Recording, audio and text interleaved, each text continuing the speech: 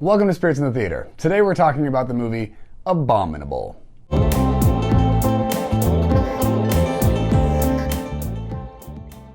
It's the movie about that furry beast that is from Mount Everest. He's like a Yeti, right? First of all, I've got a few different things about the movie I didn't love that I just want to get out of the way just for the sake of my own peace of mind. But my motive to going to see this movie was I had just finished the Numa Coaching Summit. It was like 3 days of intense training. It was on the second day. I was pretty like fried energy-wise, so a couple friends of mine and I just went to go see this movie because I wanted to go just like someplace magical and just like, you know, help me escape a little bit. Not to abandon my life, but just like veg out and relax and not like work on stuff, right? I had a couple things about this movie I didn't love, so I just wanted to like put that out there as like, I wish this could have been different or better.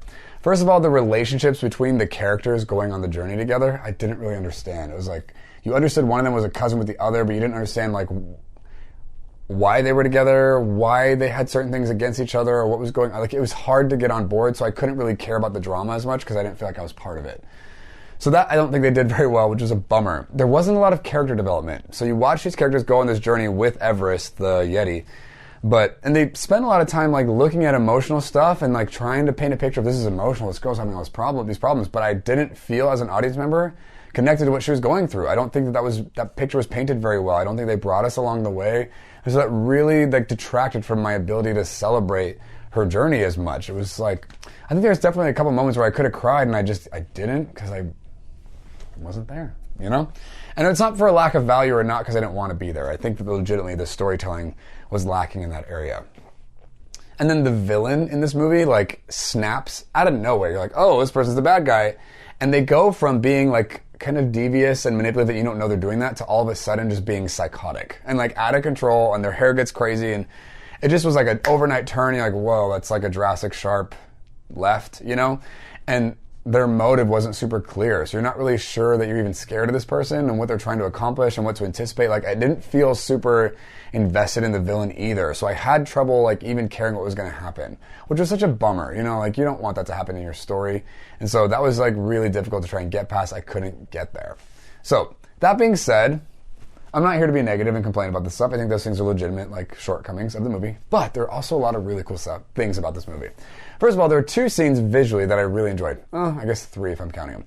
One, there's this blueberry scene where the Everest has these powers over nature to, like, accentuate and exaggerate and grow them or change nature. And so he makes these blueberries, because they're all hungry, like, get really big. And they're eating these giant blueberries, but they keep growing. And all of a sudden they start popping out of where they are. And so they run away from the blueberries and these giant explosions of blueberry everywhere. It was really fun. I wish this scene would have lasted a little longer, actually, but it was fun to watch. It was like just giant splatters everywhere.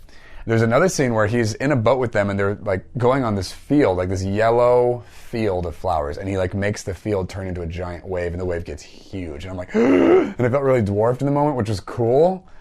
So that was a really fun experience. And so that was a cool thing. And then also she plays violin in this like Buddhist cliffside, and this whole movie takes place in China, so she's like playing and the nature responds because of whatever. It's a beautiful scene, and there's a song by Coldplay that they're singing in the middle of this, so it was cool to see that scene. It was beautiful and like rewarding to be part of, except for because of my relationship with the character not being developed, I couldn't quite get there emotionally, which was a bummer.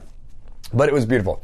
Anyway, so you see her saving all this money, working really hard. She has these pictures of this trip she wants to go on through all China because she and her dad were going to do that, and then he disappeared. I think he died, but literally at this point, I don't even know. I don't know if he ran out on them, if he died, if he's in the hospital. I have no idea where her dad is. We just know he's not in the picture. It wasn't explained. I'm like, are they trying to like get us to figure it out? Like, I don't understand why they're not giving us some definitive clues to make a conclusion, right? Anyway, so she has this trip she wants to go on, all these pictures, all these sites, these landmarks or whatever in China she wants to go on, and then she like that gets ripped away because she's trying to help Everest get back to the Himalayas, right? And so she goes on this journey selflessly trying to help this character, and then a couple of these other people come with her and whatever. And she gets this moment on this cliff where she looks and she sees a thing, like this landmark, and she picks up the picture that she's like holding on to from her vision board. She sees it and she's like, oh my gosh, or like her trip. This is exactly what I meant to be. And then she looks at the other pictures and realizes that you've been with her along the journey in the movie. A lot of the things she was planning, or all the things she was planning on going to see in China had already happened. They like came through all these unique places because she was trying to help Everest, and that caused her dreams to come true. I loved that. I want to take a moment and talk about vision boards, dream boards. As I've studied wealth and prosperity and gotten around a lot of other successful people, you'd be surprised how many times vision boards come up in the conversation. They're all doing it, you guys. Us being creative people, being creative beings, what we imagine, what we dream about, what we think about, what we meditate on, we create. It's what comes out of our lives. It's what our actions and choices produce. And so when you intentionally set your mind and your heart and your vision on things you want to have happen, it's remarkable. Like borderline supernatural how those things actually come into your life without you consciously trying to make them happen. It's crazy. I've heard so many crazy stories, and I've personally experienced some crazy stories around the vision board scenario. If you don't have a vision board, like basically pictures of what you want your life to look like, things you want to have, be, do, put those things on a board and look at it often, regularly, and let your mind imagine and go there. It's shocking what that does to your life and how those things actually end up showing up. It's remarkable. Trust me on that one, guys. All right.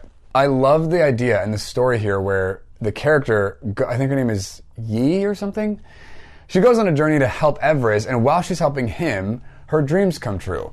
I can't tell you how many times I've personally experienced with my own journey with dreams, but then also witnessing other people's lives. Their dreams come true when they stopped trying to make their dream happen and they started focusing on helping other people, like serving and contributing to the lives of others. When we step into that and we say yes to that intention and that like commitment, it's shocking how the Lord just brings that stuff about and you get the things that your heart longed for anyway. It's beautiful. And sometimes you can't seem to get a dream to come true. Maybe it's because you're looking at it too hard. Let yourself release it to God, allow it to be a thing, and then go give yourself away to the people you can serve and follow the Holy Spirit. Follow your heart. Not that those are the same thing, but follow what the Lord is leading you to give to and to contribute, and give yourself away. From that place, it's amazing how the Lord orchestrates your steps and causes the things that were in your heart to manifest in your life, and they become a gift. They're a monument to the intimacy that you enjoy with Jesus. It's beautiful. And the last thing I want to say about this is Yi has a mom and a grandma at home who love her, care about her, want the best for her, and she avoids them and runs away because of the pain with her dad and just wanting to escape and go on the trip or whatever. And so while she's away, she gets Everest back to his parents, and they're giant, right? And he finally comes home, and you find out that he's actually a baby, and he's this big creature. He gets home, she sees the family love, whatever, and she realizes the love and affection that her mom and her grandma have for her that she's been avoiding and ignoring this whole time is something that she's been longing for and wanting in her life, and she's had it this whole time. And the characters around her help her realize that. But you guys, sometimes we go across the world, we go all over the place, we go everywhere else looking for what's already in our living room. It's crazy how we can overlook and not recognize the beauty and the blessing and the profundity of what we already have and only look at what we want outside of it and go on this huge quest or journey or whatever, and then realize the things that we genuinely want have always been with us that whole time. I've personally experienced this, especially in one very specific pronounced experience with God, where I was running after things all over the place, and I had the thing he was telling me to go after this whole time. It's crazy. It's fascinating. You guys, gratitude helps us stay present and aware of what is already good and beautiful in our lives. God has blessed us. If we can celebrate and embrace that stuff, you stop having to go run to make stuff happen, and you can enjoy what's already there, and it can empower and propel you into the things you are meant to accomplish and go after.